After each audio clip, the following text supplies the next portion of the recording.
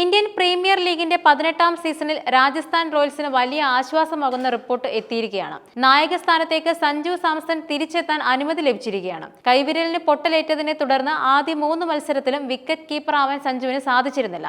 ഈ സാഹചര്യത്തിൽ റിയാൻ പരാഗ് ആണ് രാജസ്ഥാനെ നയിച്ചിരുന്നത്.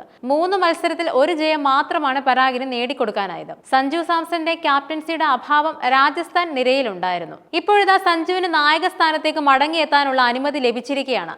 ഫിറ്റ്നസ് ടെസ്റ്റ് പൂർത്തിയാക്കിയതോടെ സഞ്ജുവിന് വിക്കറ്റ് കീപ്പർ ആവാൻ അനുമതി കിട്ടിയിരിക്കുന്നു. ഇതോടെ നായക സ്ഥാനത്തേക്കും സഞ്ജു മടങ്ങിയെത്തുമെന്ന് ഉറപ്പാണ്. പഞ്ചാബ് കിങ്സിനെതിരായ അടുത്ത മത്സരത്തിൽ രാജസ്ഥാന്റെ നായക സ്ഥാനത്ത് സഞ്ജു ഉണ്ടാവുമെന്നും ഉറപ്പായിരിക്കുകയാണ്.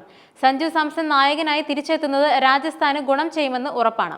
ആദ്യ മത്സരങ്ങളിൽ റിയാൻ പരാഗ് നായകനായപ്പോൾ പല തിരിച്ചടികളും ടീം നേരിട്ടു.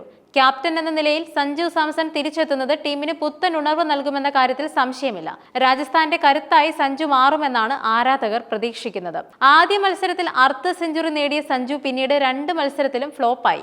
അതുകൊണ്ട് തന്നെ നായകനായി എത്തുമ്പോൾ സഞ്ജുവിന് ബാറ്റ് കൊണ്ട് കൂടുതൽ സ്ഥിരത കാട്ടേണ്ടത് ആയിട്ടുണ്ട്.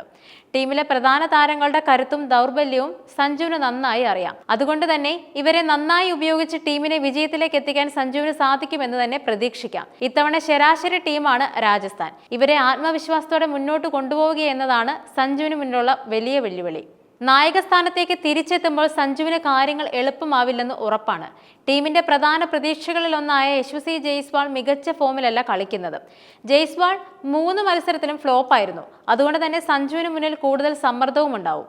ജയ്സ്വാളിന്റെ മോശം ഫോമിനെ മറികടക്കുന്നതും ജോസ് ബട്ട്ലറുടെ അഭാവം നികത്തുന്നതുമായ പ്രകടനം നടത്താൻ സഞ്ജുവിന് സാധിക്കേണ്ടതായിട്ടുണ്ട്. നിതീഷ് റാണ 3ാം നമ്പറിലേക്ക് മാറിയത് ടീമിന് ഗുണകരമായി മാറിയിട്ടുണ്ട്.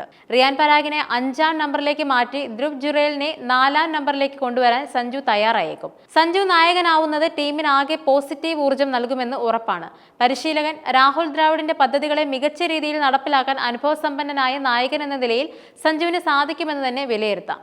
രാജസ്ഥാൻ റോയൽസിനെ സംബന്ധിച്ച് ഇനിയുള്ള മത്സരങ്ങളെല്ലാം വളരെ നിർണായകമാണ്. പ്രതീക്ഷിച്ച തുടക്കം ലഭിക്കാത്തതിനാൽ ഇനിയുള്ള മത്സരങ്ങളിൽ തുടർ ജയങ്ങൾ ടീമിന് നേടിക്കൊടുക്കേണ്ടതായിട്ടുണ്ട്. സഞ്ജുവിന് ഇത് സാധിക്കുമെന്ന് തന്നെയാണ് ആരാധകർ പ്രതീക്ഷിക്കുന്നത്. ഫിറ്റ്നസ് മെച്ചപ്പെട്ടത് സഞ്ജുവിന് ഗുണകരമാവും. ഇത് താരത്തിന്റെ ബാറ്റിംഗിലും കാര്യമായി പ്രതിഫലിക്കുമെന്നാണ് ആരാധകരുടെ വിലയിരുത്തൽ. രാജസ്ഥാന്റെ പേസ് നിര അവസാന മത്സരത്തിൽ മികവിലേക്ക് എത്തിയത് സഞ്ജുവിന് ആത്മവിശ്വാസം നൽകുന്നുണ്ട്.